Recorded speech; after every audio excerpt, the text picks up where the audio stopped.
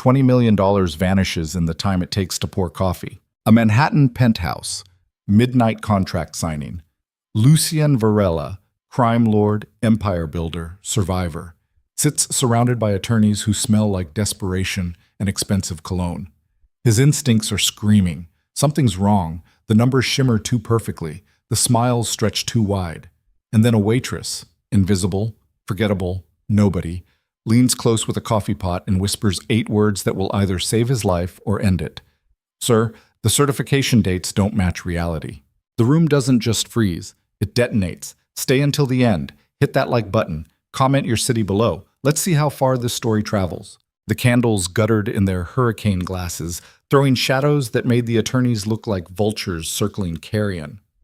23 floors above Fifth Avenue, in a private room that cost more per hour than most people earned in a month, Lucien Varela sat perfectly still and listened to the sound of his empire preparing to betray him. He didn't know that yet. Not consciously. But his body knew. His body always knew. The sweat on his palms wasn't from the room temperature. The tightness in his chest wasn't from the cigar he'd stubbed out an hour ago.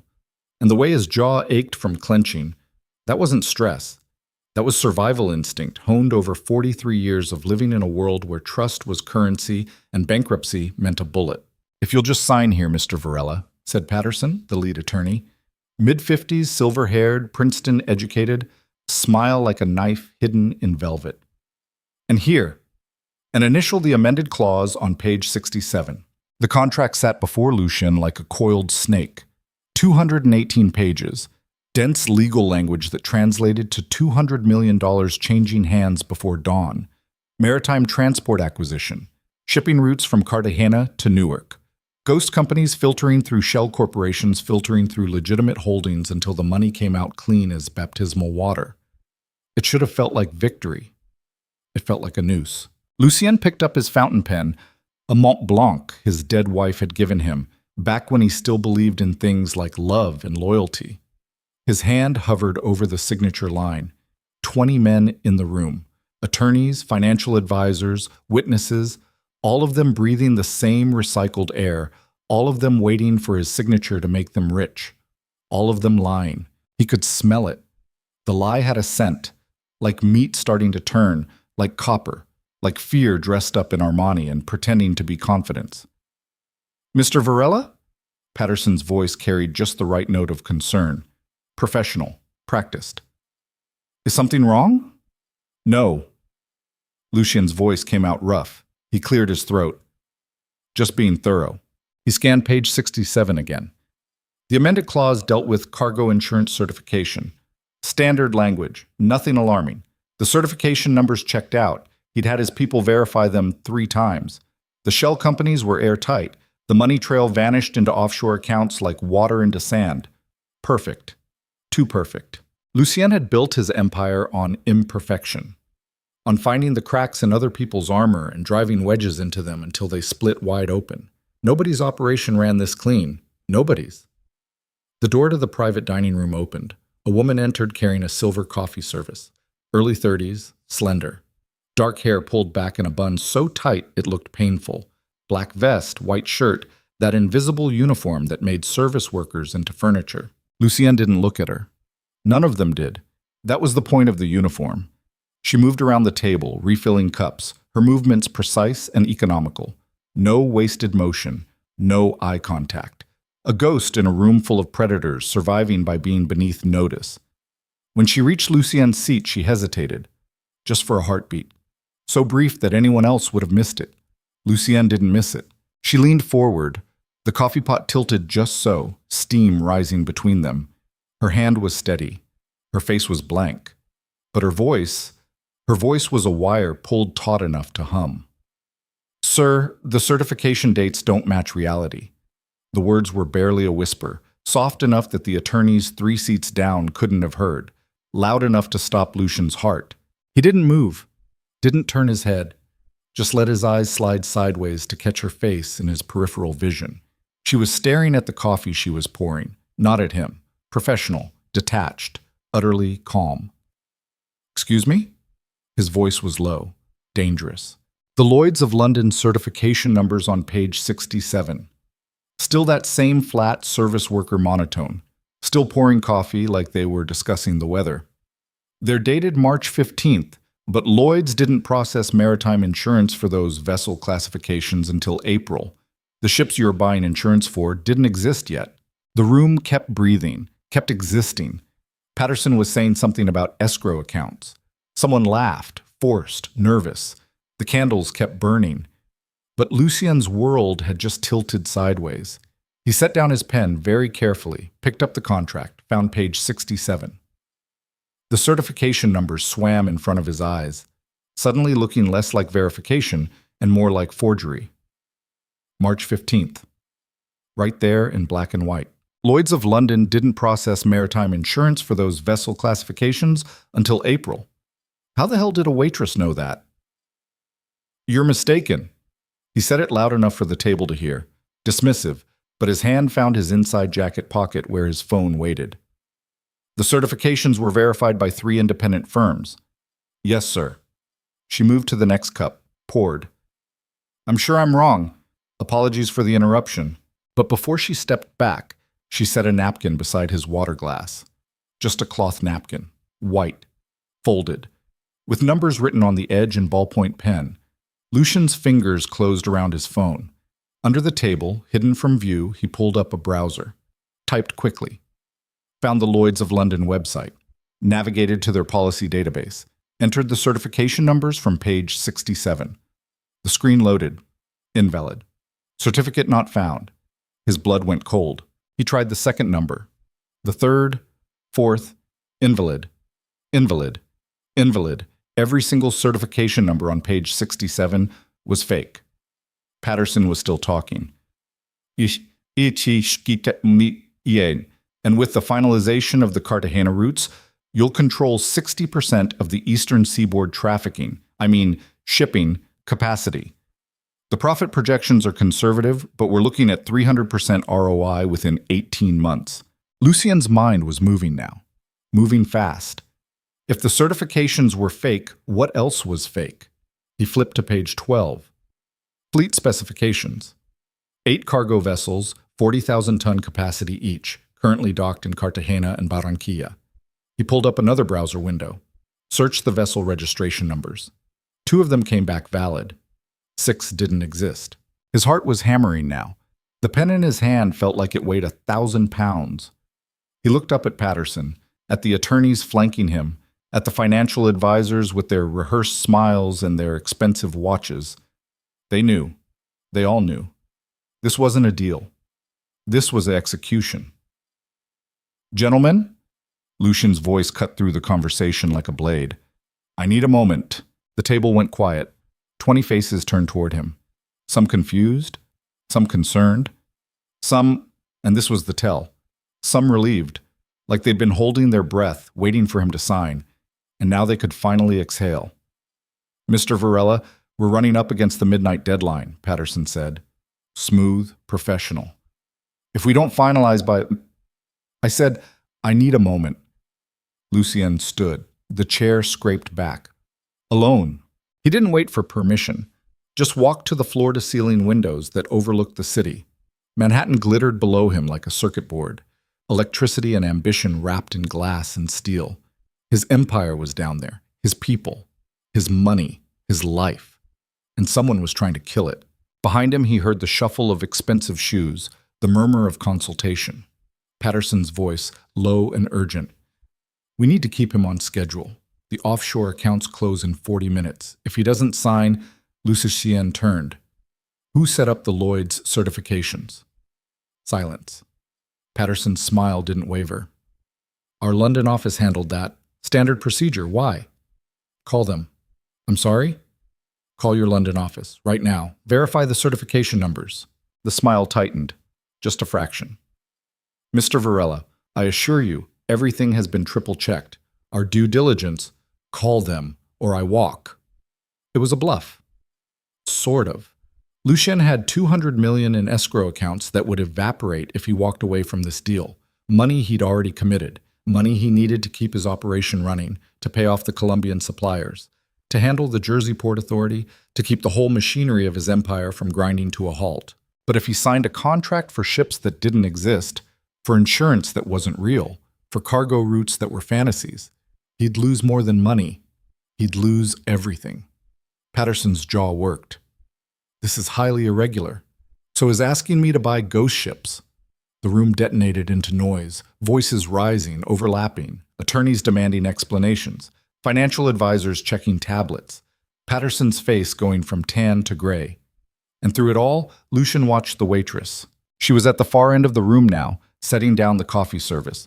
Still invisible, still silent, but her eyes, for just a second, met his.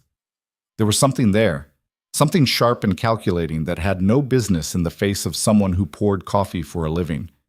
Then she looked away, became furniture again.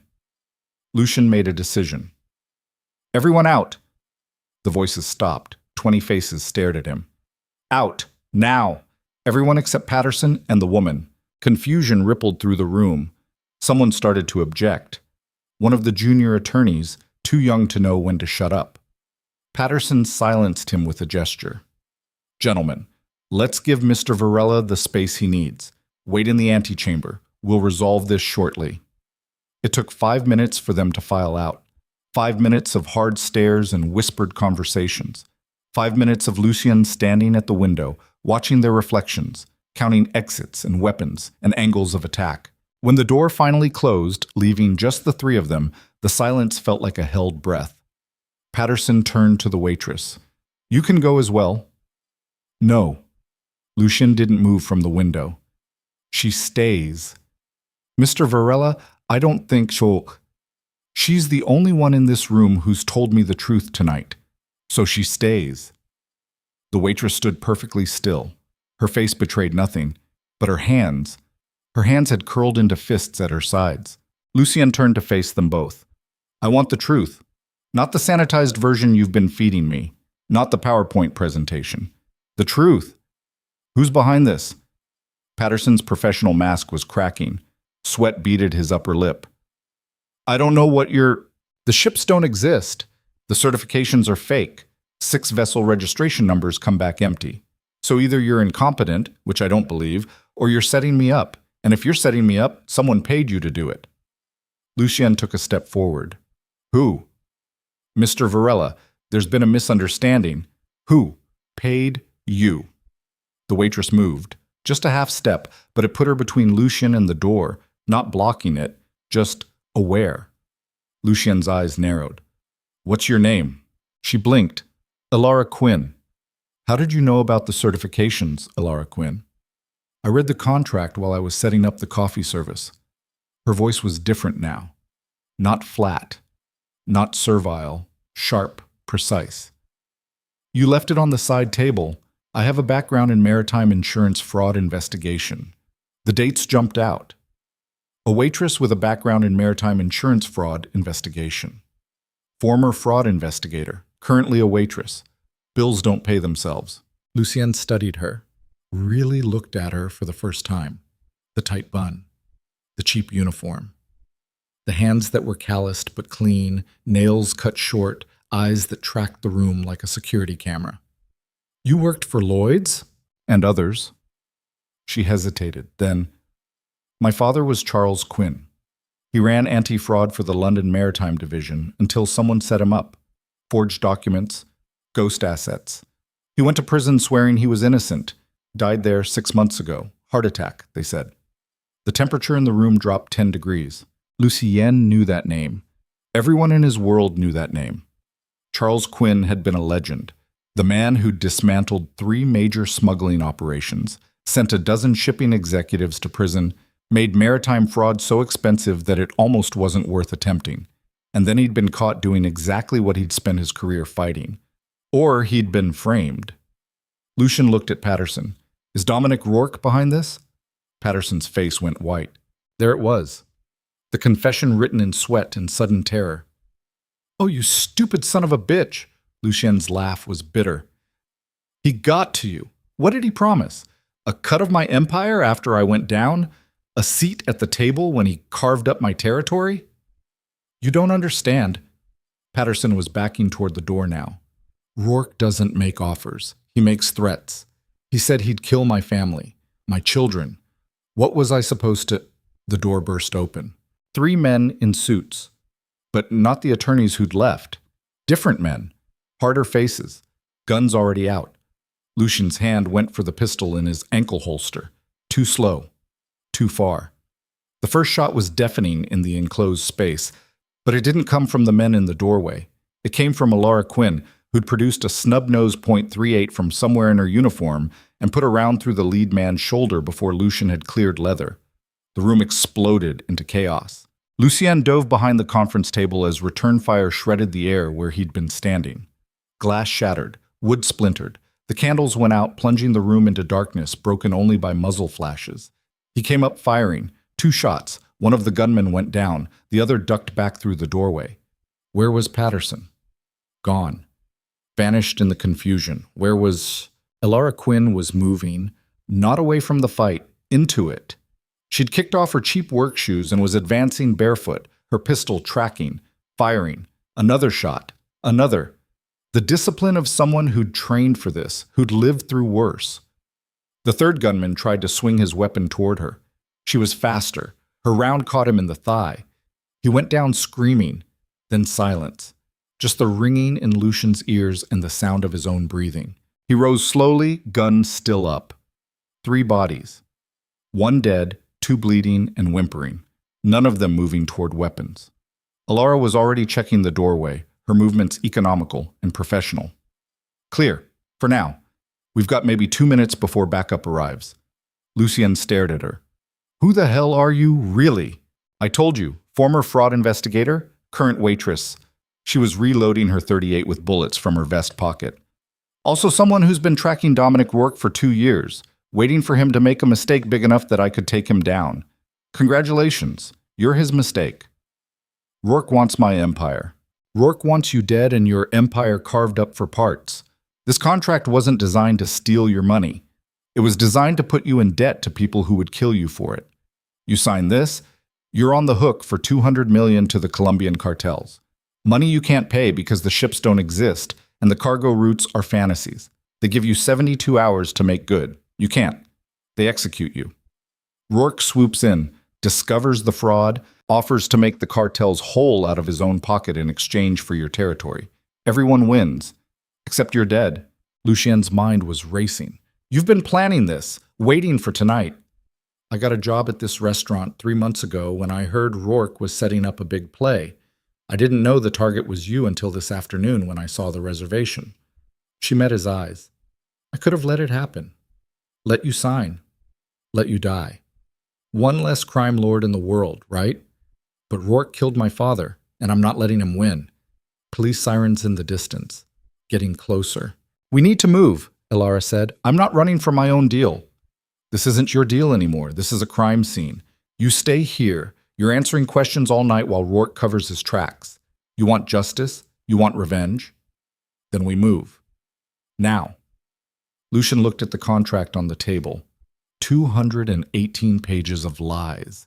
His signature line still blank. He looked at the bodies on the floor. He looked at Alara Quinn, this impossible woman who'd appeared from nowhere with a coffee pot and a bullet and a vendetta that aligned perfectly with his survival. Where do we go? She smiled. It wasn't a nice smile. Somewhere we can break Dominic Rourke's empire into pieces small enough to fit in a grave.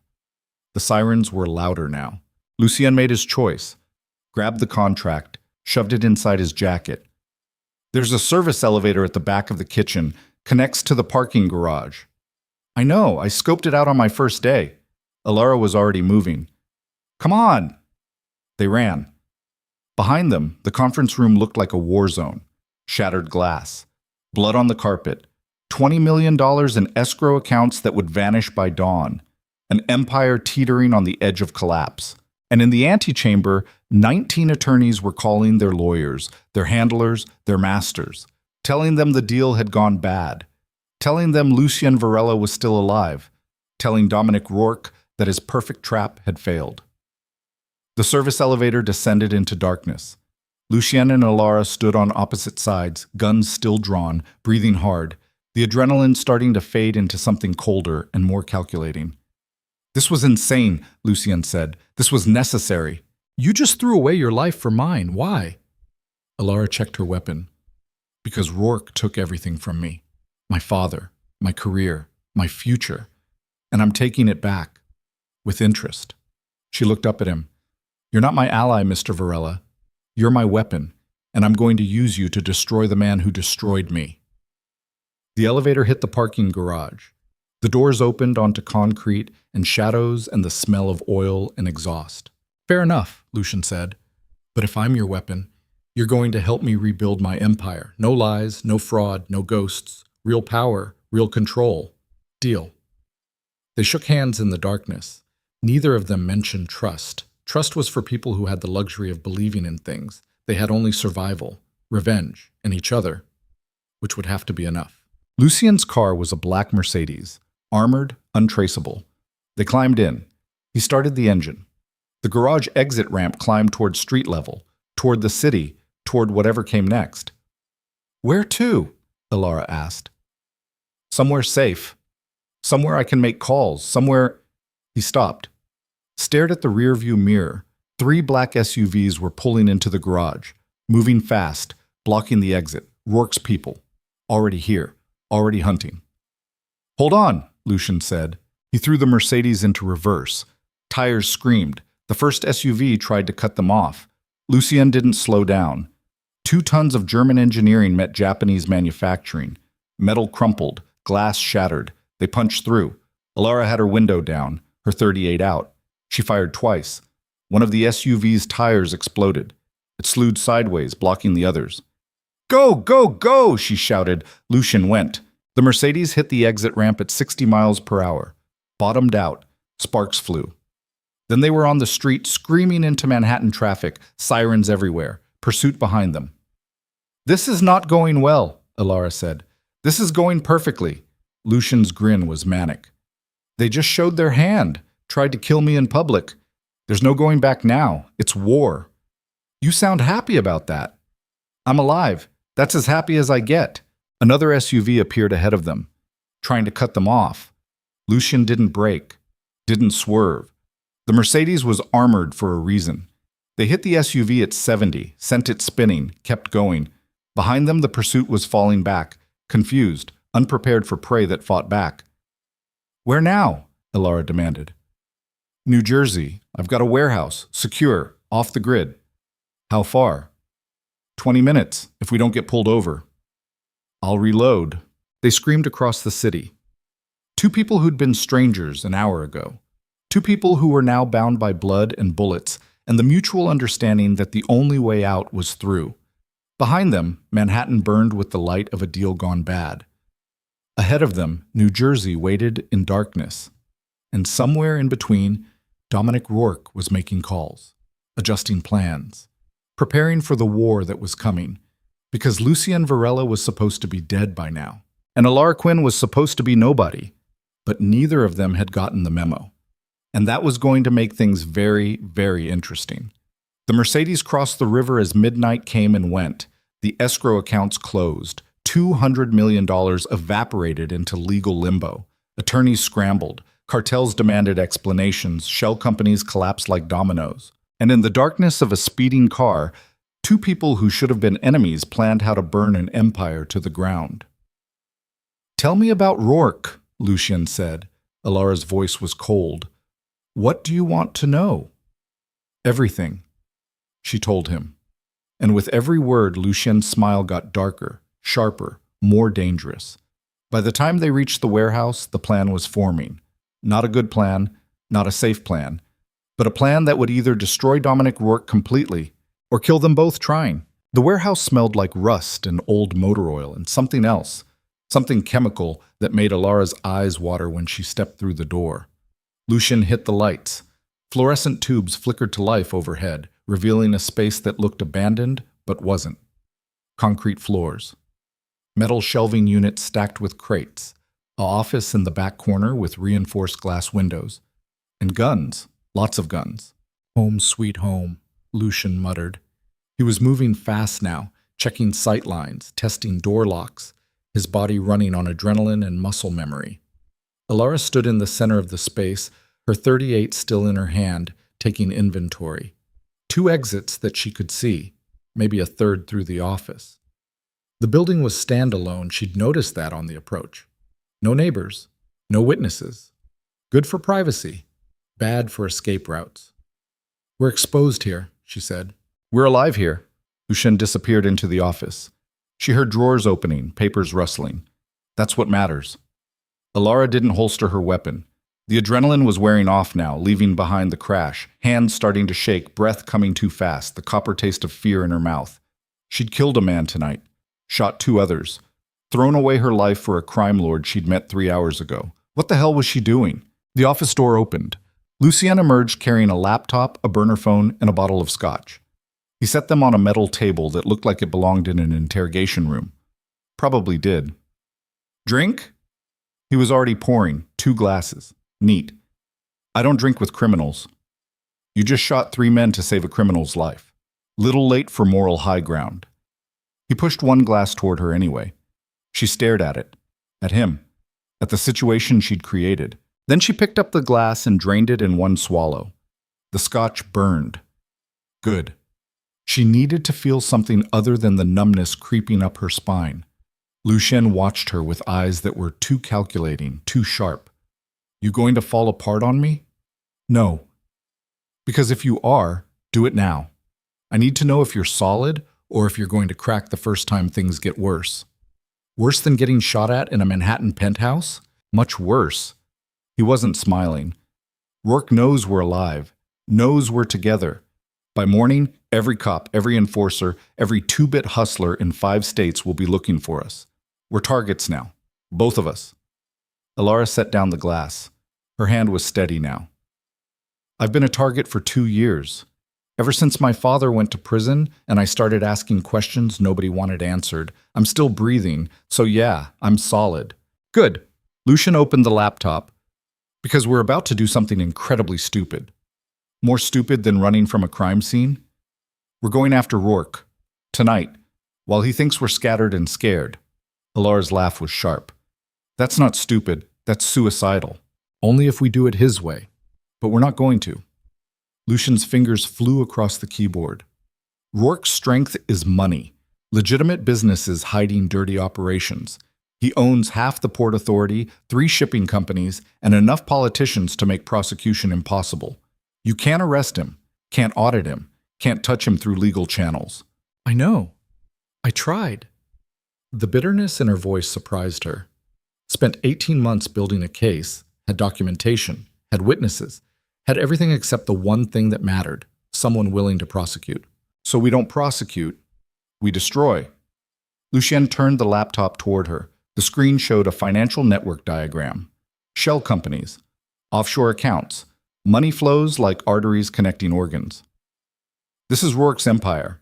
Looks untouchable, right? But every system has weak points.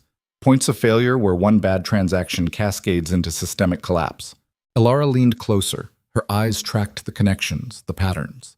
She'd seen diagrams like this before, had built them herself, back when she still believed the law meant something. "You're talking about financial sabotage." "I'm talking about burning his house down from the inside, making him bleed money until he has to choose, save the legitimate businesses or save the criminal operations, force him into the open. That takes time, resources, access to systems we don't have. We have something better." Lucien's smile was razors. "We have you, a fraud investigator who knows how these networks operate, and we have me, someone with contacts in every dirty corner of this city." He paused. "And we have 48 hours before Rourke realizes we're not running. We're hunting." Alara studied the diagram, found the weak points without trying. There, a holding company in the Caymans that funneled money from 3 different operations. There, a shipping manifest system that synchronized across 6 ports. There, a single accountant who processed transfers for a dozen shell companies. Points of failure. "This could work," she said slowly, "if we move fast, if we don't make mistakes. We'll make mistakes. Question is whether we survive them." Alara looked up at him. Really looked at him. Lucien Varela, crime lord, empire builder, survivor. He should have died tonight, should have signed that contract and been dead by morning. Instead, he was here, planning a counterattack against someone more powerful, more connected, more dangerous. He was insane. She was starting to like him. "I need access to your network," she said. "Financial records, contact lists, everything." "Why?" "Because if we're doing this, we're doing it right. No half measures. We hit Rourke where it hurts, and we don't stop until he's finished." Lucien studied her. Then he pushed the laptop across the table. "Password is Dante 918. Everything's in the encrypted partition." She blinked.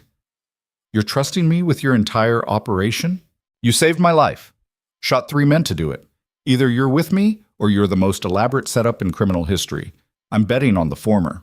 He poured himself another scotch. "Besides, you want Rourke dead as much as I do. Probably more. That's enough."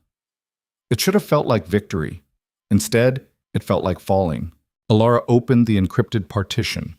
Files upon files of financial records, shipping manifests, personnel files. Lucien's entire empire laid out in folders and spreadsheets. Enough evidence to put him away for life. And he'd just handed it to her. "You're either very smart or very stupid," she muttered. "I'm practical. We're in this together now. All the way down." He raised his glass. "To partnership. And revenge." She didn't raise hers. "I'm not your partner. I'm your temporary ally. When Rourke's finished, we're finished." "Fine. To temporary alliance and mutual destruction." This time she raised her glass. They drank. The scotch didn't taste like celebration. It tasted like gasoline waiting for a match. Alara turned back to the laptop and started working. Her fingers moved across the keyboard with the speed and precision of someone who'd done this before. Financial analysis, network mapping, pattern recognition. The skills she'd learned hunting fraud for legitimate companies, now being weaponized against a criminal empire. Behind her, Lucien was making calls. His voice low and urgent, speaking in code she didn't understand but could interpret anyway. Mobilizing resources, calling in favors, preparing for war. An hour passed, then 2. The warehouse stayed quiet except for the sound of typing and murmured conversations and the occasional curse when a lead went cold. Alara found the first weak point at 3:17 a.m., a shipping company called Meridian Logistics. Legitimate on the surface. Underneath, a money laundering operation processing $12 million a month through fabricated cargo manifests. The accountant was a woman named Sarah Chen. Single point of failure. She processed everything. "Got something," Alara said. Lucien ended his call, crossed to the table. "Show me." She pulled up the files. Sarah Chen, CPA, works for Meridian Logistics, which is owned by a holding company, which is owned by another holding company, which eventually traces back to Rourke. She's been moving money for him for 6 years. Never missed a payment. Never made a mistake. So she's a perfectionist, which means she keeps backups, detailed records, insurance in case Rourke ever decides she's a liability. Lucien's eyes narrowed. "You want to flip her. I want to steal her records. If we can get access to her files, we can trace every transaction Meridian has processed, map Rourke's entire financial network. She's not going to just hand them over. No. But she's a creature of habit. Same coffee shop every morning at 7 a.m., same route to work, same parking spot." Alara pulled up a surveillance photo, Chen walking down a Manhattan street, designer handbag, expensive shoes. She's proud of her work, proud of being indispensable. That's her weakness. We grab her, we scare her, make her think Rourke's cleaning house, make her believe she's next on the chopping block unless she cooperates. Lucien nodded slowly. "It's risky. If she warns Rourke, she won't, because we're going to give her something more valuable than loyalty. We're going to give her survival." "You've done this before." It wasn't a question. Alara's jaw tightened. "My father taught me. Before Rourke destroyed him.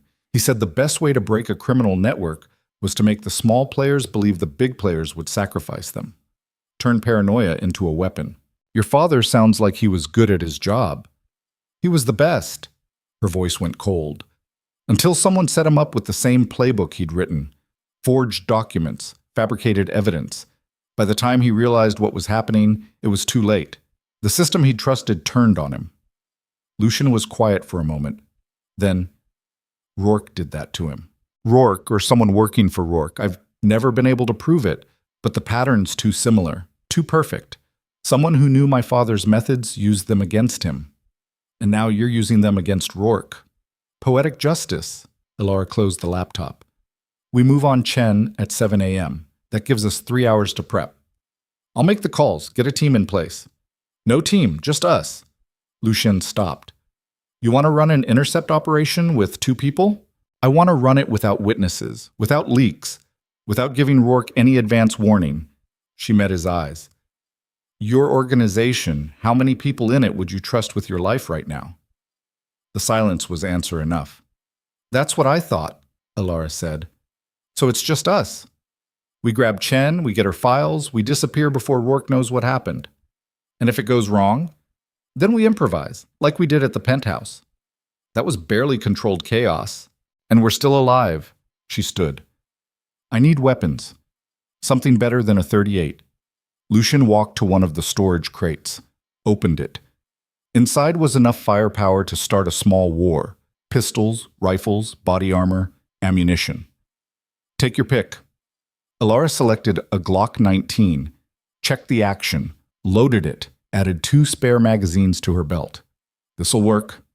You handle that like you've done it before too. My father made sure I could protect myself. Shooting range every Sunday, hand-to-hand combat twice a week. He said in our line of work, you make enemies without trying. Her smile was bitter. Turns out he was right. Lucien armed himself with a Sig Sauer and a backup piece. We should rest. 3 hours isn't much, but it's something. I don't sleep before operations. Neither do I. He pulled out 2 folding chairs from the office, set them facing the door. But we can sit, conserve energy, clear our heads. They sat. The warehouse was quiet. Outside, New Jersey slept, or pretended to. Can I ask you something? Elara's voice was soft. Why did you believe me? Back in the penthouse. You could have thrown me out, could have ignored everything I said. Why didn't you? Lucien was silent for a long moment. Because your hands were shaking when you poured the coffee. Just a tremor. Most people wouldn't notice. But I did, and I thought, why is a waitress nervous pouring coffee? Then you said those 8 words, and everything clicked. You weren't nervous about serving. You were nervous about speaking up, about breaking cover, about risking everything on the chance that I'd listen. Elara swallowed. She hadn't realized he'd noticed. Also, Lucian continued, I've been in this business long enough to know when a deal smells wrong.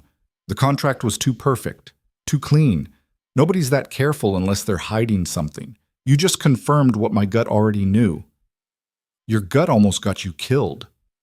My gut kept me alive long enough for you to save me. I'll call that a win. He shifted in the chair. My turn. Why did you speak up? You could have let me sign. Let me die. One less criminal. Why risk your life for mine? Elara stared at her hands. They weren't shaking now. Because I saw my father in you.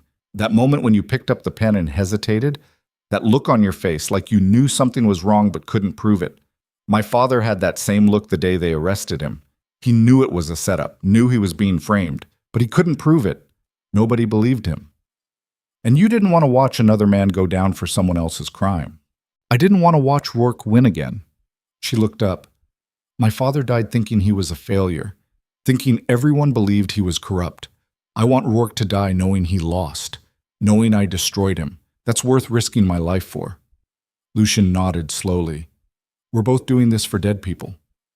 Better than doing it for living ones. The dead don't disappoint you. They sat in silence after that. 2 people bound by grief and rage and the mutual understanding that they were probably going to die before this was over. But they'd die trying. And that was something. At 6 a.m., Elara stood and stretched. Her body ached from the adrenaline crash and the hard chair and 2 years of carrying weight she couldn't put down. Time to move, she said. They loaded into the Mercedes. The car still had bullet damage from the chase, spider-webbed glass, dented panels, scorch marks from where rounds had sparked off the armor. It looked like exactly what it was, a vehicle that had survived a war. Lucian drove. Elara navigated. They crossed back into Manhattan as the city woke up. Garbage trucks and delivery vans and early commuters, the normal people living normal lives, unaware that two people in a shot-up Mercedes were about to commit a felony. Chen's apartment is in Tribeca, Alara said. She'll leave at 6:45, walk 3 blocks to the coffee shop, order a vanilla latte, read the Times on her phone, then walk to her office. You've been watching her. For 6 months, waiting for the right moment. Alara checked her Glock. This is it. They parked 2 blocks from Chen's building. Waited. At 6:43, Sarah Chen emerged. Mid-30s, Asian American, dressed in a charcoal suit that probably cost more than Alara made in a month as a waitress. She looked confident, successful, untouchable. She had no idea what was coming. There, Alara said. They exited the car, followed at a distance. Chen walked with purpose, her heels clicking on the sidewalk, her phone already out checking emails. The coffee shop was a boutique place with artisanal beans and prices that made Alara wince. Chen went inside, ordered, waited. Alara and Lucien waited too. When Chen emerged with her latte, Alara moved. She walked straight up to Chen, got close enough that Chen startled, coffee sloshing. Sarah Chen? Alara's voice was low, urgent. We need to talk. Now. Chen's eyes went wide. Who are... Dominic Rourke sent us. You're in danger. The color drained from Chen's face. I don't know what your... Meridian Logistics, $12 million a month? Ghost Cargo? You process everything. Alara leaned closer. Rourke's cleaning house, getting rid of anyone who knows too much. You're on the list. That's insane. I've been loyal. Loyalty doesn't matter when you're a liability. Ask Marcus Webb. Alara threw out the name without knowing if it would land. It landed. Chen went white. Marcus is... How do you know about Marcus? Alara had no idea who Marcus was, but the fact that Chen reacted meant he was important. Probably another accountant. Probably already dead. Because we're the cleanup crew, Lucien said. He'd appeared beside them, his presence imposing. And you're next unless you come with us. Right now. Chen looked around wildly, looking for help, looking for escape. You run, you die, Alara said. You scream, you die. You come with us, you might survive. Your choice. Make it fast. The calculation happened behind Chen's eyes. Fear versus survival, trust versus terror. She came with them. They walked her to the Mercedes, got her in the back seat. Lucien drove. Alara sat next to Chen, gun out but not aimed, just visible. Where are we going? Chen's voice shook. Somewhere we can talk, Alara said. Somewhere safe. Safe from whom? From the people who killed Marcus Webb. From the people who are about to kill you. Chen's breathing was rapid now, panicked. I need proof. I need... Alara pulled out her phone, showed Chen a photo she'd pulled from a news site 20 minutes ago. Marcus Webb, found dead in his apartment yesterday. Suicide, they're saying, hung himself. Chen stared at the photo. Tears welled in her eyes. Oh, God. Oh, God, Marcus wouldn't... He'd never... He didn't. But that's what the report says. That's what Rourke wanted it to say. Alara put the phone away. You're next. Unless you help us. Help you do what? Destroy Rourke before he destroys you. They pulled into the warehouse. Chen looked around at the concrete and the guns and the utter isolation. This is where you kill me, she whispered. If we wanted you dead, you'd be dead, Lucien said. We want information, your files, everything you've processed for Meridian. I can't. Rourke will kill you anyway. Alara's voice was hard. Marcus is proof. You know too much. You've seen too much. The moment Rourke decides to distance himself from Meridian, you're a loose end, and he doesn't leave loose ends. Chen was crying now, full sobs. I didn't want this. I just needed a job. I didn't know what I was getting into. But you know now, and you kept going, kept processing, kept taking the money. Alara felt something twist in her chest. Not quite sympathy, not quite contempt.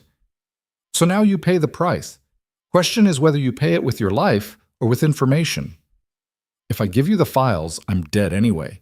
Rourke has people everywhere. So do I, Lucien said, and I can make you disappear. New identity, new city, new life. You cooperate, you get out. You refuse. You go back to Manhattan and wait for Rourke's cleanup crew. Chen looked between them, searching for lies, for traps. How do I know you're not working for Rourke, that this isn't a test? Alara showed her the photo again. Because Rourke's people don't warn you. They just kill you. We're offering you a way out. Take it or don't, but decide now. The silence stretched. Then Chen nodded. The files are on a secure server. I'd need my laptop. My passwords. Where's your laptop? My apartment. Lucien and Alara exchanged glances. Could be a trap, Lucien said. Could be our only shot, Alara countered. They took Chen back to Tribeca, parked in the alley behind her building. Alara went up with her. Lucien stayed with the car, engine running, eyes scanning for threats. Chen's apartment was small but expensive. Minimalist furniture. Expensive art. The home of someone trying very hard to convince themselves they'd made it. The laptop's in my bedroom, Chen said. Alara followed her. Watched as Chen retrieved a sleek MacBook from a hidden safe. Her hands were still shaking. The password. Write it down. Don't say it out loud. Chen wrote it on a post-it note, handed it over.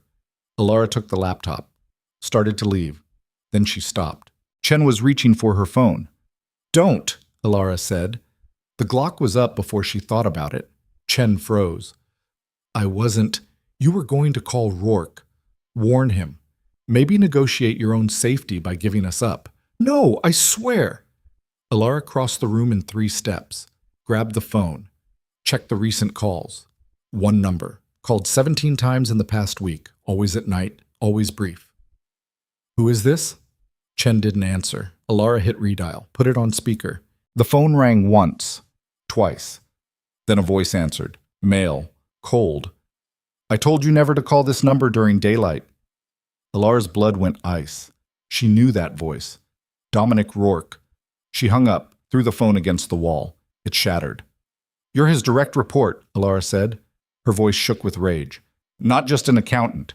You're in his inner circle. Chen was crying again. He said he'd protect me. Said if I stayed loyal. Loyal? Alara's laugh was jagged. Marcus Webb was loyal too. How'd that work out? Please, I didn't know about Marcus. I didn't know Rourke was... Shut up. Alara grabbed Chen by the arm, dragged her toward the door. We're leaving, now, and you're going to give us everything. Every file, every password, every scrap of information you have. And if you even think about warning Rourke, her phone buzzed. Lucien's name on the screen. She answered. What?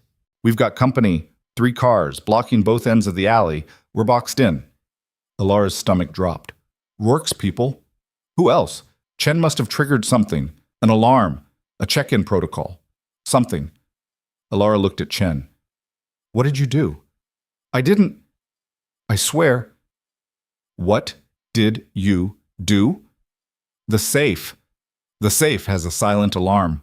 If it's opened outside my scheduled access times, Alara wanted to scream, wanted to put a bullet in Chen right there. Instead, she ran. They hit the fire escape, went up, not down. Lucien's voice in her ear through the phone. Where are you going? Roof, can you get out? Not without a fight.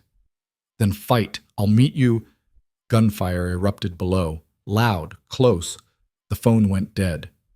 Lucien! Alara screamed into it. Nothing. Chen was sobbing behind her. Oh God, they're going to kill us.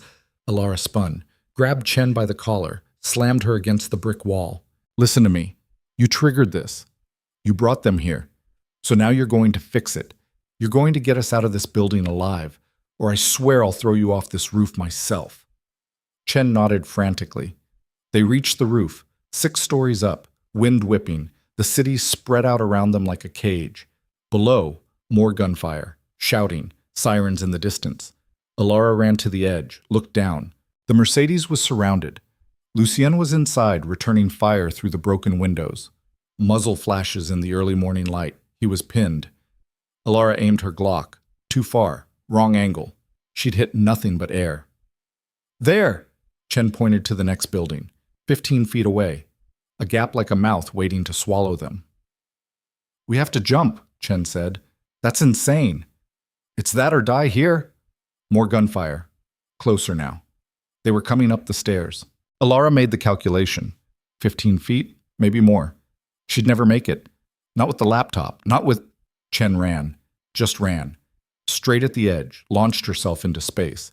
For a horrible second, Alara thought she'd miss, thought she'd fall. Then Chen hit the other roof, rolled, came up gasping. "Come on!" she screamed. Alara heard boots on the stairs behind her. She ran, hit the edge, jumped. The world tilted. The gap yawned. Wind screamed past her ears. She hit hard. Her shoulder slammed into concrete. The laptop flew from her hands, skittered across the roof. Chen grabbed her, pulled her up. "Move, move, move!" They ran. Behind them, men emerged onto the first roof, saw the gap. Some hesitated. One didn't. He jumped, made it, raised his gun. Alara spun, fired. The Glock kicked in her hand. The man went down. "Door!" Chen was yanking on a rooftop access. Locked. Alara shot the lock, kicked the door. It burst open. They plunged into darkness. Down the stairs. 4 flights. 3. 2. Hit the ground floor. Emergency exit. Alarm screaming. They burst into an alley. Different alley. No Mercedes, no Lucian. Just them and the laptop and the sound of pursuit getting closer. "Which way?" Chen gasped. Alara had no idea. She was turned around, disoriented. Then she heard it. An engine? Close. Getting closer. The Mercedes screamed around the corner, shot up, smoking. Lucy. The wheel, blood on his face. "Get in!" They dove into the back seat. Lucien floored it, tires screaming, pursuit behind them. "You're hurt," Alara said. "I'm alive." Lucien took a corner at 60. "That's good enough." "They're still following." "I know." He took another corner, then another, threading through morning traffic like a needle through cloth. A black SUV appeared beside them, window rolling down. "Down!" Lucien shouted. They dropped. Gunfire shredded the air above them. The Mercedes swerved, clipped a parked car, kept going. Lucien reached under his seat, came up with something small and dark, pulled the pin with his teeth, threw it out the window. The grenade bounced once, twice, then detonated under the SUV. The explosion was deafening, metal and fire and shrapnel. The SUV flipped, tumbled, stopped. The pursuit fell back. They drove in silence after that. Out of Tribeca, out of Manhattan, into the industrial wasteland of Jersey where buildings stood empty and questions weren't asked. Finally, Lucien pulled into an abandoned parking garage, killed the engine. Nobody moved for a long moment. Then Alara started laughing, hysterical, uncontrollable. The laughter of someone who'd just survived something impossible. "That was insane," she gasped. "That was Tuesday," Lucien said. But he was smiling too, blood running down his temple, eyes wild.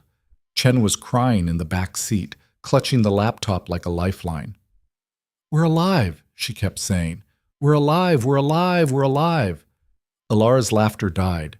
She looked at the laptop, at Chen, at Lucien. They were alive.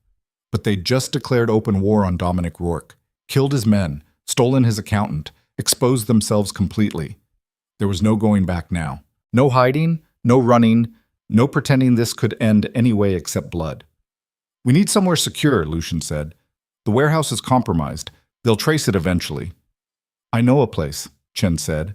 Her voice was hollow. "A safe house. Rourke doesn't know about it. I bought it under a false name, insurance, in case he turned on you," Alara finished. Chen nodded. "Where is it?" "Brooklyn, Red Hook, Warehouse District." Lucien started the engine. "Then that's where we go. And then..." He looked at Alara, at Chen. "Then we open that laptop, and we find out exactly how deep Rourke's empire goes." "And then we burn it down," Alara said. "All of it." They drove into the rising sun. 3 people who shouldn't trust each other, who had every reason to betray each other, who were now bound by blood and bullets and the understanding that they'd crossed a line that couldn't be uncrossed. Behind them, Manhattan smoldered with the wreckage of their escape. Ahead of them, Brooklyn waited with secrets that would either save them or destroy them. And somewhere in between, Dominic Rourke was getting a phone call that would change everything. His accountant was gone. His operation was exposed. And the two people who should have died last night were still breathing, still fighting, still coming for him. The war had begun, and there would be no survivors. Only winners and corpses. The safe house smelled like mildew and abandonment. Chen led them through a steel door that screamed on rusted hinges into a space that looked like it had been forgotten by the city itself. Concrete walls, no windows, a single bulb hanging from a wire, casting shadows that moved like living things. "Home sweet home," Chen muttered. Her voice was still shaking, still processing the fact that she was alive. Alara swept the space with her Glock still drawn.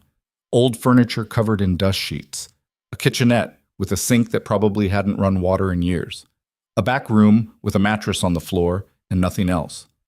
"How long have you had this place?" Alara asked. 3 years. Since I realized what Rourke really was. Chen set the laptop on a folding table that looked like it might collapse under the weight. I started skimming documents, making copies, building insurance. Insurance against what? Lucien was checking his wounds in a cracked mirror. The blood on his face came from a graze above his eyebrow. Not deep, but it would scar. Against the day he decided I knew too much. Chen opened the laptop. Her fingers trembled on the keyboard. Marcus and I, we talked about running, getting out, starting over somewhere Rourke couldn't find us. "But you didn't run," Alara said. "I was afraid. And then Marcus..." Chen's voice broke. "Now I'm more afraid of staying." The laptop booted up, password screen. Chen entered the code from memory, not from the post-it note she'd given Alara. Smart. She'd given them a fake in case they were actually Rourke's people. The desktop loaded. Folders upon folders. Years of financial records. Alara pulled up a chair. "Show me everything." What Chen showed them was a blueprint of corruption so vast it made Alara's head spin. Meridian Logistics was just one tentacle. Rourke controlled 17 shipping companies, 43 shell corporations, and had his fingers in operations spanning from Bogota to Bangkok. Drug trafficking disguised as machinery exports, human trafficking disguised as migrant labor contracts, weapons trafficking disguised as agricultural equipment, and the money. God, the money. $12 billion flowing through the network annually, laundered through legitimate businesses, real estate holdings, tech startups, even a chain of organic grocery stores. "This is impossible," Alara whispered. "No one person could control this much." "He doesn't work alone," Chen said. She pulled up another file. "He has partners, silent partners, people who handle different territories." The file opened. 6 names, 6 faces. Alara's blood turned to ice. The 4th face down the list was familiar, too familiar. "No," she breathed. Lucien leaned closer. "What?" Alara's hand was shaking as she pointed at the screen. "That man, 4th from the top, Richard Castellano. You know him?" "He was my father's best friend, his partner at the Maritime Fraud Division, the man who testified at my father's trial." Alara's voice was hollow. "The man who swore under oath that my father was guilty, that he'd seen the evidence, that there was no doubt." Chen pulled up Castellano's file. The details spilled across the screen like poison. He'd been on Rourke's payroll for 15 years. Not just a corrupt cop, an architect. He'd helped design the fraud networks, had personally overseen the setup that destroyed Charles Quinn. "He framed your father," Lucien said quietly. "He did more than that." Alara was reading faster now, her eyes burning. He fed Rourke information, told him which investigators were getting close, which operations to shut down, which people to eliminate. She scrolled down, found a section labeled Quinn Operation, clicked it. The file was detailed, meticulous. A month-by-month breakdown of how they'd planted evidence in her father's office, how they'd fabricated shipping manifests with his digital signature, how they'd paid off witnesses to lie, how they'd ensured his lawyer was incompetent, how they'd guaranteed he'd go to prison. And at the bottom, a single line that made Alara's world collapse. Subject terminated via induced cardiac event, asset deployed, Quinn eliminated without exposure. She read it 3 times, 4. The words wouldn't change. "They killed him," she said. Her voice sounded far away, like it belonged to someone else. "It wasn't a heart attack. They murdered him in prison." Lucien's hand was on her shoulder. She barely felt it. "Alara, 15 years. Her laugh was broken glass. Castellano worked with my father for 15 years, trained with him, ate dinner at our house, came to my birthday parties, and the whole time he was working for Rourke. The whole time he was planning to destroy him. Chen was backing away slowly, like she'd just realized she was in a room with someone about to detonate. Alara stood. The chair fell backward. She didn't notice. Where is he? Where's Castellano now? Chen's fingers flew across the keyboard. According to this, he's still active, still on Rourke's payroll. He's running the East Coast oversight. The screen changed. New information loading. Real-time updates syncing from a remote server. And there, in the most recent entry, was a file labeled Varela Operation. Alara clicked it. The document that opened was dated 3 days ago. A strategic plan. Target, Lucien Varela. Method, financial entrapment via fraudulent shipping acquisition. Secondary objective, eliminate any witnesses or complications. Alara scrolled down. Found a section on contingencies. Found her name. Alara Quinn. Daughter of terminated asset Charles Quinn. Currently employed as waitress at Meridian Tower Restaurant. Psychological profile suggests potential interference if she becomes aware of operation. Recommend preemptive elimination if contact is made with target. Her vision swam. They'd known. Rourke had known she was there, had known she was watching, had planned to kill her whether she interfered or not. She kept reading. Contingency executed. Quinn interfered as predicted.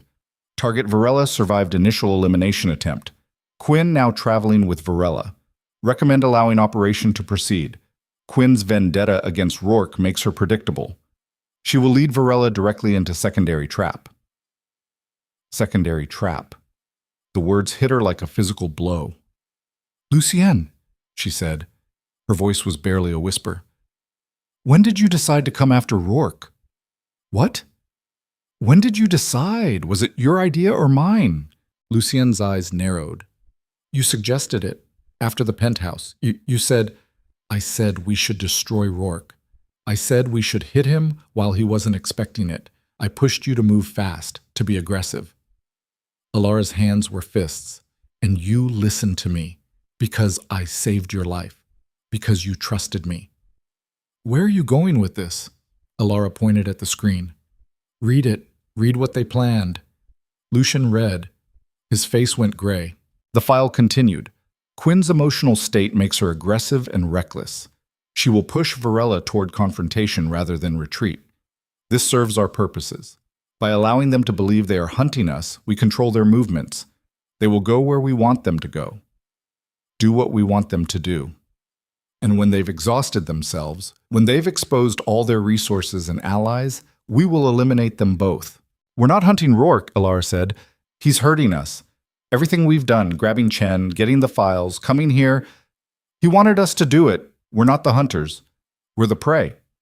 The safe house suddenly felt like a cage. Chen, Lucien's voice was ice. How did you know about this place? Really? Chen was pressed against the wall. I told you. I bought it as insurance, under a false name that Rourke doesn't know about. That's what you said. Lucien pulled his Sig Sauer. But Rourke knows everything about you. You're in his inner circle. You process his most sensitive transactions. You really expect me to believe you have secrets from him? I swear. How did you buy it? Alara's voice was flat, dead. How did you afford it on an accountant's salary? How did you set up the false identity without leaving a trail? Chen's silence was the answer. He gave it to you, Alara said. Rourke gave you this safe house. Told you it was secret. Told you it was insurance. Made you believe you were being clever. Chen's face crumpled. No, he wouldn't. He would. Lucien was moving toward the door. This whole place is probably wired. Cameras, microphones. He's watching us right now, listening to every word. Alara looked up at the ceiling, at the walls, at the single bulb casting its sickly light. Somewhere in some control room, Rourke was probably laughing. We need to leave, she said. We need to run, Lucien corrected. Grab whatever we can carry and disappear. Change identities. Leave the country. Because if Rourke's been playing us from the start... The lights went out. All of them, the bulb, the laptop screen, Everything. Darkness swallowed the room. Alara's gun was up, her back against the wall, her heart hammering so hard she could hear it. Lucien? Here. His voice came from her left. Close. Chen? Sobbing, somewhere near the back wall. Everyone stay still, Alara whispered. Don't move! Don't! A sound. Metal on metal. The door they'd come through. It was opening. Light spilled in from the hallway, flashlight beams, cutting through the darkness like blades. Silhouettes. 4 of them. Armed. Alara fired. The muzzle flash lit the room. One silhouette went down. Return fire. Deafening in the enclosed space. Concrete chips exploding. Dust choking the air. Lucien was firing too. Controlled bursts. Professional. But there were too many. More coming through the door. More behind them. Back room! Alara shouted. They scrambled. Chen screaming. Lucien providing cover fire. Alara grabbed the laptop and ran. The back room had no exit, no windows, just the mattress and the walls and the certainty that they were trapped. Lucien slammed the door, shoved the mattress against it. That'll buy us 30 seconds? Maybe. Then what? Chen was hysterical. There's no way out! Alara was scanning the room, looking for anything, any option. Her eyes caught on something. A ventilation grate. High on the wall, maybe 2 feet square.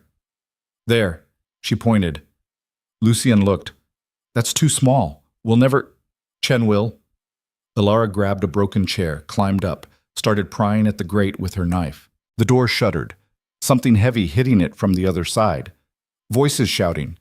Won't hold much longer. The grate came loose, clattered to the floor. Chen, up here! Chen climbed the chair. Alara boosted her up. The woman was small, thin. She fit through the opening with inches to spare. Go! Find an exit! Get out! What about you? Chen's face was pale in the darkness. We'll find another way. Go! Chen disappeared into the ventilation shaft. The door exploded inward. The mattress flew. Men poured through. Alara and Lucien fired. Controlled. Precise. Making every round count. 2 men down. 3. 4. Then Alara's Glock locked empty. She dropped the magazine. Reached for her spare. Fumbled it. The magazine hit the floor. Skittered into shadow. A man rushed her. She went hand to hand, knife out. Slashing. He screamed. Went down, clutching his throat. But more were coming. Too many. Lucien took a round to the shoulder. Spun. Kept firing one-handed. Alara! He was backing toward her. Blood soaking his shirt. We're done. Not yet. She had the knife. That was enough. Had to be enough. Then the flashlight beams found them. Pinned them against the wall. A voice cut through the chaos. Hold fire! The shooting stopped. A man stepped through the doorway. Older, silver-haired, wearing a suit that cost more than the entire warehouse. Alara knew his face from the files. Richard Castellano. The man who'd destroyed her father was standing 10 feet away, smiling. Alara Quinn, he said. His voice was warm, familiar.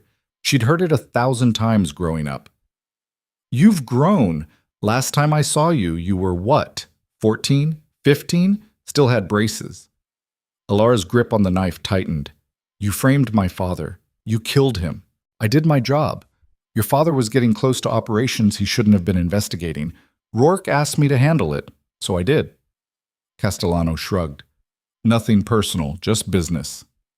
Nothing personal? Alara's laugh was razors. You ate at our table. You were his friend. I was his partner. Different thing. And he was weak. Too many principles. Too much conscience. In our line of work, that gets you killed. Castellano's smile widened. Which is why I'm alive and he's not. Lucien spat blood. What do you want, Castellano? To clean up a mess. You two have been very entertaining. Running around the city, stealing my accountant, making a lot of noise. But the show's over now. He gestured to his men. Take them. They moved in. Alara lunged. The knife was fast. She got one, opened his chest from collar to sternum. But there were too many. They swarmed her, drove her to the ground, pinned her arms. The knife clattered away. Lucien fought too. Broke one man's jaw, put another's knee backward. But the shoulder wound had weakened him. They overwhelmed him through sheer numbers. Within seconds, they were both on their knees, guns pressed to their heads. Castellano walked closer, studied them like specimens in a lab. You know what your father's real mistake was? He said to Alara. He trusted the system, believed in due process, thought if he just followed the rules, justice would prevail. He crouched down to her eye level. You made the same mistake, thought you could outthink Rourke, thought you could find his weaknesses and exploit them. But you forgot the most important rule. What rule? Alara's voice was venom. The house always wins. Castellano stood. Rourke's been playing this game for 30 years. You really think a waitress and a mid-level crime lord could take him down? You were doomed the moment you opened your mouth in that penthouse. Then why didn't you just kill us? Lucien asked. Why the games? Why let us run? Because Rourke wanted to send a message to everyone in our world who might think they can challenge him. Castellano pulled out his phone, tapped the screen. He wanted them to see what happens when you try, how even your best efforts, your cleverest plans, your most desperate gambles, they all lead here, to your knees, to a bullet. The phone screen lit up, a video feed showing Chen crawling through the ventilation shaft, following it to an exit, emerging into an alley, where 6 armed men were waiting. They grabbed her. She didn't even fight. Your accountant is back in custody, Castellano said. The laptop you stole is encrypted with a 36-character randomly generated key that changes every 6 hours. The files you saw, already scrubbed from the server. They don't exist anymore. And you two, he gestured to the men holding them. You're going to disappear, not dead. That's too clean, too quick. No, you're going to be examples, broken, destroyed, left alive just long enough for word to spread about what happens when you cross Dominic Rourke. Alara felt something crack inside her. Not hope. She'd lost that hours ago. Something deeper. The part of her that still believed resistance mattered, that fighting back meant something. My father was a good man, she said. Her voice was hollow. He didn't deserve what you did to him. Your father was a fool, Castellano said, and you're his daughter. The apple didn't fall far. He turned to leave. Alara's mind was racing, looking for any play. Any option. The knife was 6 feet away. Too far. Her gun was empty. Useless. Lucien was bleeding, weakening, his shoulder wound worse than he'd let on. No backup, no allies, no way out. She'd failed. Completely. Utterly. Worse than failure, she'd walked right into Rourke's trap, had done exactly what he wanted, had brought Lucien with her into the slaughter. Some fraud investigator she was. Some daughter of Charles Quinn. She'd let her need for revenge blind her, had let her rage make her stupid, and now they were both going to pay the price. Castellano reached the doorway, paused, looked back. One more thing, about your father's death. His smile was cruel. He knew, at the end. Knew it was me who set him up, knew I'd betrayed him. I made sure he knew. Wanted to see his face when he realized his best friend had destroyed him. He laughed. He cried, begged me to tell you the truth, to clear his name. I told him I'd consider it. And then you killed him, Alara whispered. And then I killed him. Castellano's expression was empty. Just like I'm going to kill you, eventually. After we've broken you down to nothing.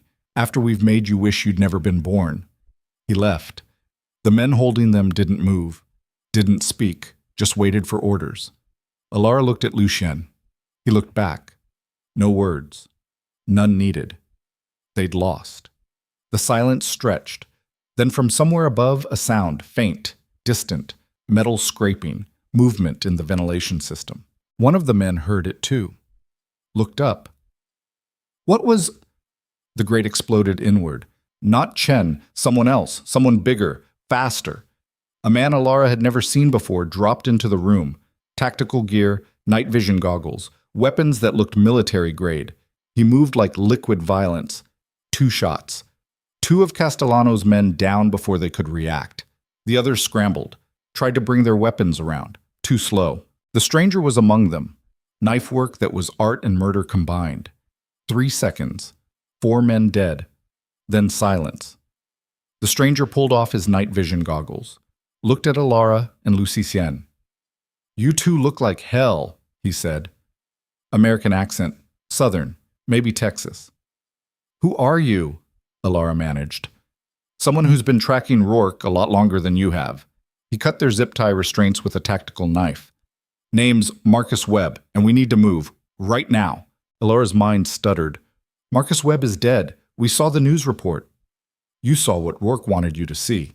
Marcus grabbed Alara's arm, hauled her to her feet. I faked my death 3 days ago when I realized Chen was compromised. Been in the wind since. Watching. Waiting. Waiting for what? Lucien was up now, favoring his shoulder but mobile, for Rourke to make a mistake, for someone to get close enough to actually hurt him. Marcus retrieved Alara's knife from the floor, handed it to her. Congratulations. You're that someone. We failed. We walked right into his trap. No, you walked into Castellano's trap. That's different. Marcus moved to the door, checked the hallway. Rourke doesn't know about me. Thinks I'm dead, which means I'm his blind spot, and you two are the distraction I needed to get close to him. Alara's head was spinning. You've been using us. Everyone's been using you.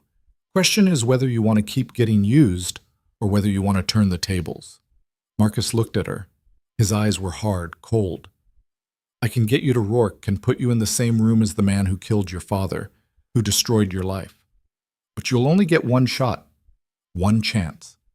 And if you hesitate, if you flinch, he'll kill you where you stand. Why should we trust you?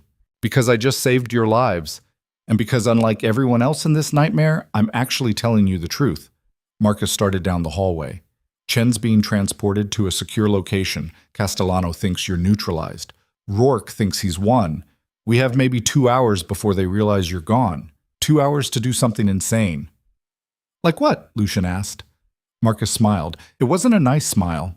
Like walking into Dominic Rourke's headquarters and burning his empire to the ground from the inside.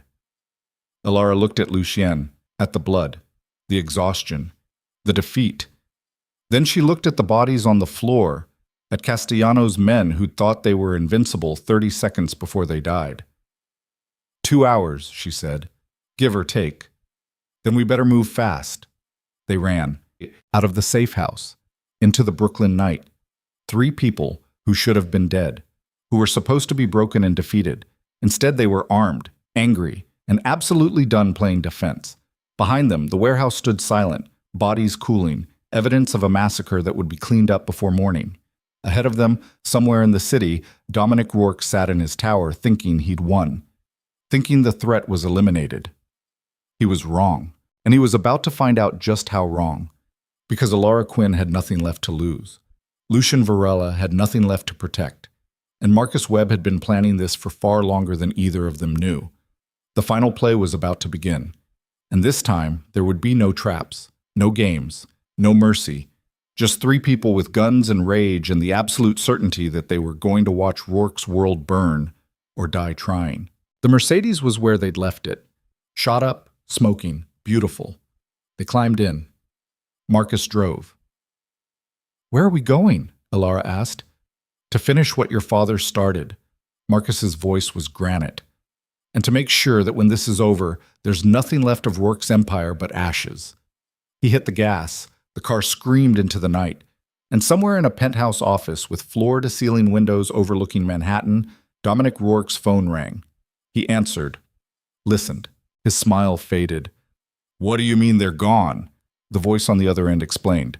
Castellano's men, dead. Quinn and Varela, vanished. Rourke's knuckles went white on the phone. Find them, he said. Find them and end this. Tonight. But even as he gave the order, some part of him knew. The game had changed, the prey had become predators, and the hunt was about to get very bloody. He hung up, looked out at the city that was his kingdom, and for the first time in 30 years, Dominic Rourke felt something he'd almost forgotten. Fear. The tower rose 43 stories into the Manhattan sky, glass and steel catching the city lights like a blade waiting to be drawn. Rourke's headquarters, his fortress, his monument to untouchable power. Marcus parked the Mercedes 3 blocks away in an alley that smelled like garbage and broken dreams, killed the engine. The silence was sudden and complete. He's on the top floor, Marcus said. No preamble, just facts. Private penthouse.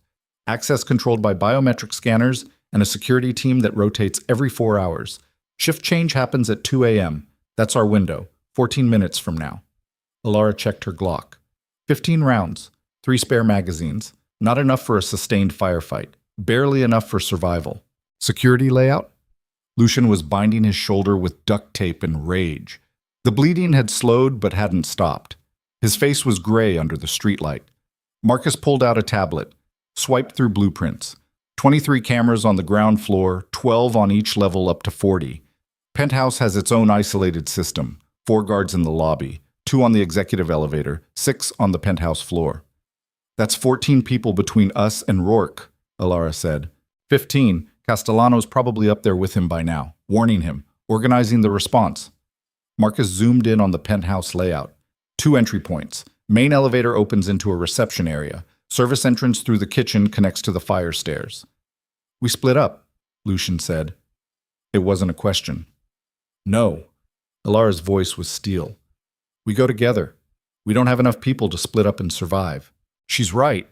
Marcus closed the tablet. We go in hard, fast. Overwhelming force before they can organize a defense. We hit the lobby, take the elevator, clear the penthouse floor, and put Rourke down before reinforcements arrive. That's not a plan. That's suicide, Lucian said. You got a better option? Silence. Didn't think so. Marcus opened a duffel bag in the back seat, started pulling out weapons, submachine guns, flash grenades, body armor. Gear up. And if you're having second thoughts, now's the time to walk away. Alara took a submachine gun, checked the action, loaded it. The weight felt good in her hands, felt like retribution. I'm not walking anywhere except through that door. Lucian grabbed armor, strapped it on over his wounded shoulder, grimaced. If we die doing this, we don't, Alara cut him off. We kill everyone between us and Rourke. We make him watch his empire burn, and then we kill him too. Marcus smiled, cold. Now you're thinking like a survivor. They moved. 3 people in tactical gear crossing the street like shadows with purpose. The tower loomed above them, cameras everywhere. But Marcus had a tablet running counter-surveillance software. Each camera went dark 3 seconds before they entered its field of view. Came back online 3 seconds after they passed. The lobby doors were glass and chrome and guarded by 4 men in suits that didn't quite hide their shoulder holsters. Marcus didn't slow down. Just walked straight through the doors like he owned the place. Evening, gentlemen. The guards turned, hands moving toward weapons. Marcus was faster. His suppressed pistol coughed twice. 2 guards down, center mass, professional. The other 2 were drawing, too slow, too surprised. Alara and Lucien came through the doors behind Marcus, their weapons up. 4 more rounds. Suppressed. Quiet. 4 bodies on the marble floor. The whole thing took 6 seconds. Elevator, Marcus said. They ran. The executive elevator was at the far end of the lobby. 2 more guards. These ones more alert. Saw them coming, reached for radios. Alara fired. 1 burst, 3 rounds. The guard went down clutching his throat, choking, dying. Lucien took the second guard, 2 shots, head and chest. Marcus hit the elevator call button. 30 seconds before someone notices. Move. The elevator dinged. Doors opened. They piled in. Marcus swiped a key card he'd pulled from somewhere, hit the button for 43. The doors closed. The elevator started to rise. Alara's heart was hammering. Adrenaline singing in her veins. Her hands were steady on the weapon, but her chest was tight. This was it. No going back. They were committed. When these doors open, Marcus said, we go loud. Flash grenades first, then we clear the room. Shoot anyone armed. Move fast. Don't hesitate. Where'd you get the key card? Lucien asked. Stole it from Castellano's assistant 3 days ago, before I faked my death. Marcus checked his weapon. Been planning this for a while. Planning what? You never said why you're doing this. Marcus's eyes went dark. Rourke killed my sister 10 years ago. She was a prosecutor. Got too close to his operations. They made it look like a suicide. Hung her in her own apartment. His voice was flat, empty. I've been hunting him ever since. Building cases, gathering evidence, trying to do it the right way. What changed? Alara asked. I got tired of the right way failing, tired of watching him walk free while good people died. Marcus looked at her. Your father. My sister. Chen's friend Marcus, the real Marcus, not me. Rourke's been killing people for 30 years. Someone has to stop him. So you became the weapon, Lucian said. I became what was necessary. The elevator climbed. 37th floor. 38th. Alara's palms were sweating. She wiped them on her pants, gripped the submachine gun tighter. This was for her father, for all the nights she'd lain awake wondering if he'd really been guilty, for all the years she'd carried the weight of his supposed crimes. This was justice. Or revenge. Maybe they were the same thing. 40th floor. Remember, Marcus said, Rourke's mine. You two handle Castellano and the guards. I need Rourke alive long enough to make him talk. Talk about what? Alara asked. About everyone else. Every politician on his payroll, every cop, every judge. I'm burning the whole network down, but I need his records, his files, everything. 42nd floor, Lucian chambered around. What if he doesn't talk? Then I make him scream until he does. 43rd floor, the elevator slowed. Marcus pulled a flash grenade, pulled the pin. On 3, 1, 2. The doors opened. Marcus threw the grenade. It bounced across marble floor. The reception area was massive. Glass walls, modern furniture, 6 guards spinning toward the elevator. The grenade detonated, light and sound and concussion. The guards went down, clutching ears, clutching eyes. Alara, Lucien, and Marcus poured out of the elevator. Weapons up, firing, controlled bursts, professional, lethal. The guards didn't stand a chance. Disoriented by the flashbang, blinded, deafened, 6 men down in 8 seconds. Smoke cleared. Silence except for the ringing in Alara's ears. Marcus was already moving. Through the reception area, toward a set of double doors, mahogany, expensive, locked. He put 3 rounds through the lock, kicked the doors open. The office beyond was obscene in its luxury. Persian rugs, original artwork, floor-to-ceiling windows showing Manhattan spread out like a kingdom. And standing at those windows, silhouetted against the city lights, was Dominic Rourke. Mid-50s, silver hair, tailored suit. He didn't turn around when they entered, just stood there looking at his empire. I wondered when you'd arrive, he said. His voice was cultured, calm. Marcus Webb, back from the dead. How dramatic. Turn around, Marcus said. His weapon trained on Rourke's back. Rourke turned, slowly, his hands visible, empty. His face was handsome in a predatory way, sharp features, eyes that calculated angles and weaknesses with a glance. And you brought friends, Alara Quinn, daughter of the man who almost ruined me, and Lucian Varela, the crime lord who thought he could play in the big leagues. Rourke smiled. This is quite the reunion. Where's Castellano? Alara's finger was on the trigger, wanting, needing. Downstairs, handling cleanup. He'll be up shortly. Rourke walked to a bar cart, poured himself a scotch. Would you like a drink? We have a few minutes before this gets unpleasant. We're not here to drink, Marcus said. No. You're here to kill me. I understand. It's what I do in your position. Rourke sipped his scotch. But before you pull that trigger, consider, I have information, names, dates, evidence of corruption that spans every major city on the eastern seaboard. Kill me, and that information dies with me. We'll find it ourselves, Alara said. Will you? My records are encrypted, stored in a dozen different locations, access codes that change hourly. You'd need months to break through the security, months you don't have. Rourke set down his glass. Or I could simply give it to you. Everything, everyone, the complete network laid bare. In exchange for what? Lucien asked. My life. Obviously. Rourke straightened his cuffs. I walk away from this. Retire. Disappear. You get the Empire and all its dirty secrets. Win-win. Marcus laughed. It was bitter. You think I've hunted you for 10 years to let you walk away? I think you're smart enough to recognize a good deal when you hear one. Rourke's eyes were calculating. Kill me, you get revenge. Sure, but you don't get justice. You don't expose the network. You don't clean up the corruption. You just create a power vacuum that someone else will fill. Is that really what you want? Alara looked at Marcus, at the tension in his jaw, the way his finger trembled on the trigger. He wanted to shoot. Wanted it so badly she could feel it radiating off him, but he was hesitating, considering. Don't listen to him, Alara said. He's stalling, buying time for reinforcements. Of course I'm stalling, Rourke said cheerfully, but I'm also telling the truth. You need what I have, and I need to not be dead. We can help each other. Help? Alara's voice was venom. You killed my father. You destroyed his life, his reputation, everything he was. Your father was collateral damage in a larger game, nothing personal. Rourke's expression didn't change. But I can give you the man who actually did it, Castellano. He's the one who planted the evidence, who testified against your father, who poisoned him in prison. I know it was Castellano. I've seen the files. Files that I can authenticate in court. Files that will put him away for life. Give you the justice your father never got. Rourke leaned forward. All I'm asking for is my life. Small price for destroying the man who actually pulled the trigger. Alara's hands were shaking now.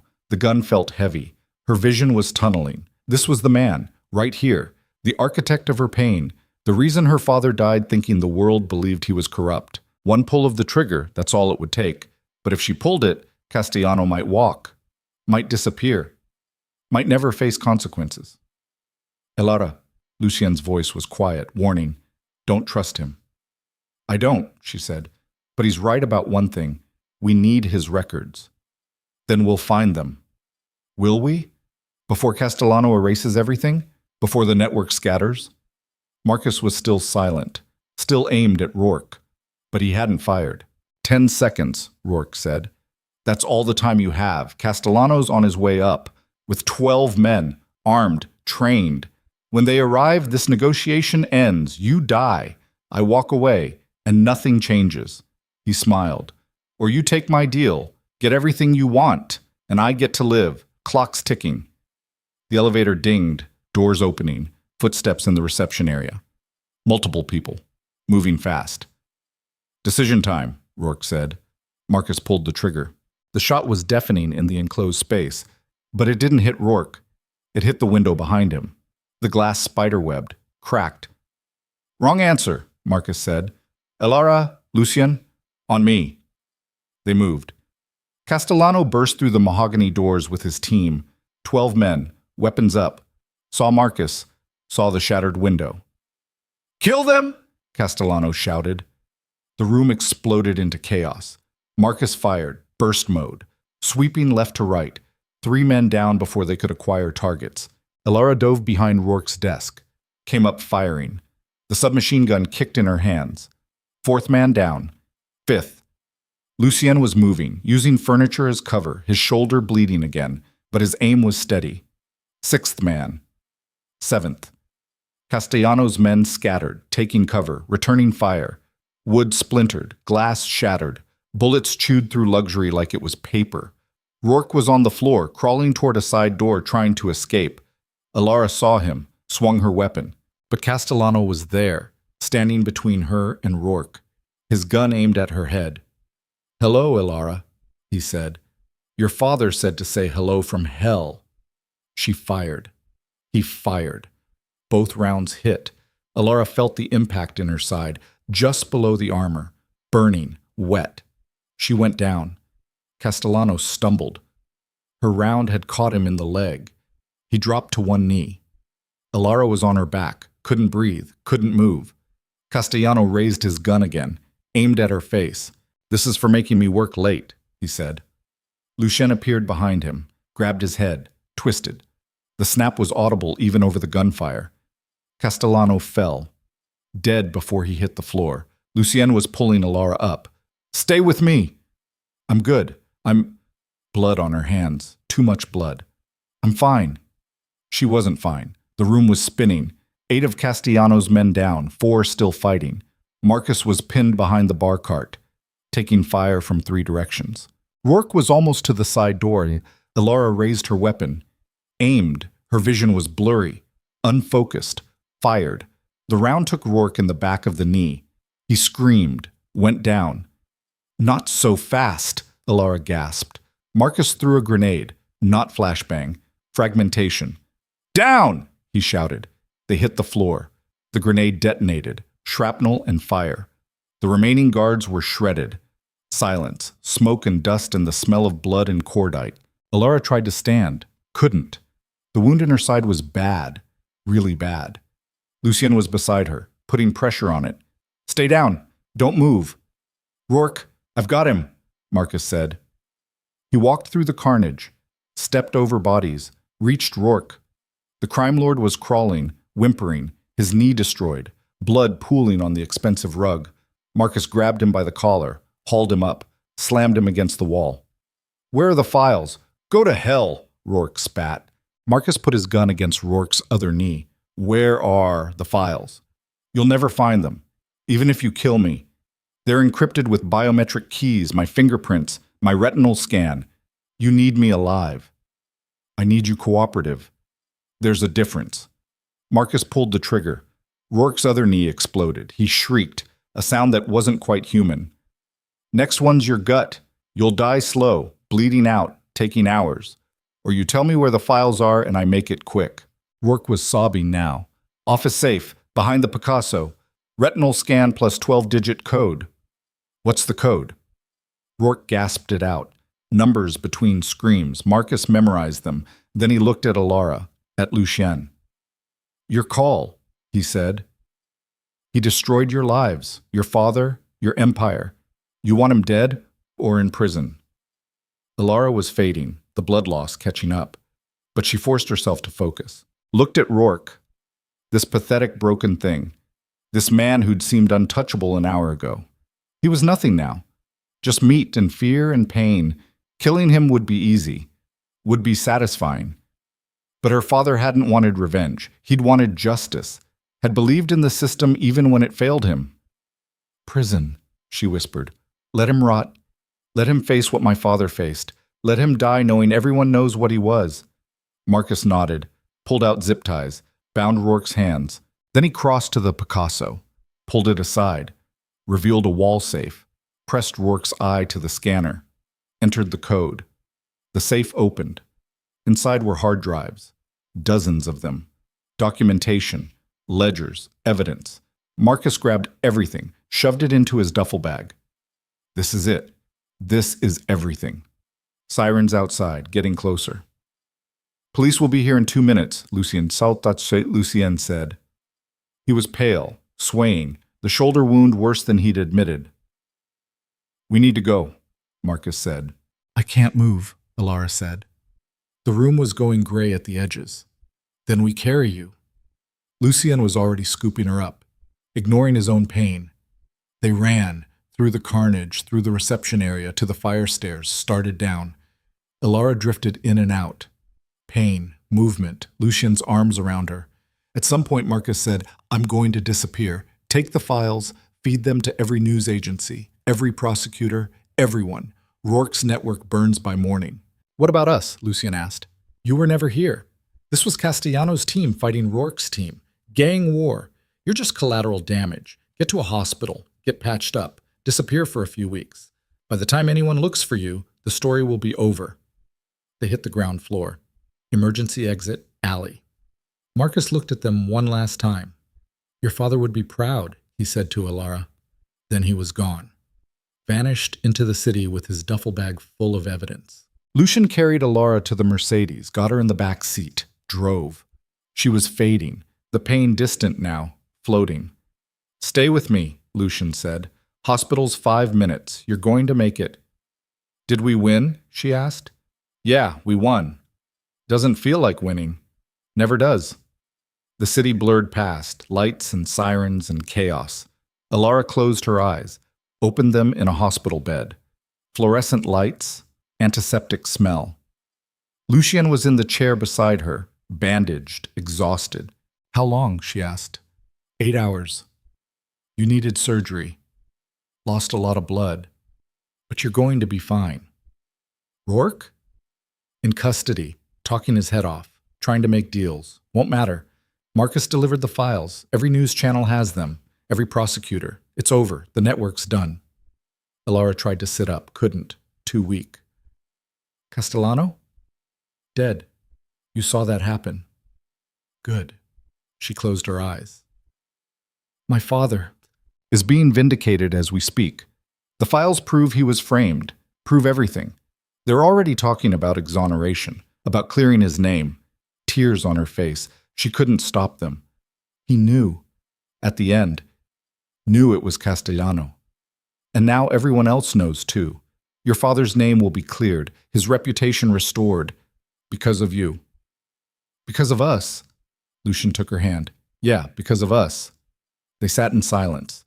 Two people who'd gone to war and somehow survived. Outside, the sun was rising over Manhattan. A new day. For them. For the city. For everyone Rourke had hurt. It wasn't clean, wasn't simple, but it was justice. And that was enough. Alara closed her eyes and slept. And for the first time in 2 years, she didn't dream of her father dying in prison. She dreamed of him smiling, free, vindicated, at peace. 3 weeks passed before Alara could walk without her side screaming in protest.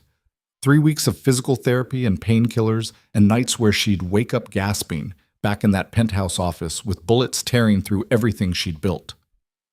The hospital released her on a Tuesday morning. Gray sky, rain threatening but not falling. Lucian was waiting in the lobby with a car that wasn't the Mercedes. Something clean, unmarked, forgettable. Where to? He asked. Alara had thought about this question for 3 weeks, had run through every possible answer while staring at hospital ceiling tiles and wondering if any of it had been worth it. Brooklyn, she said. Red Hook. He didn't ask why, just drove.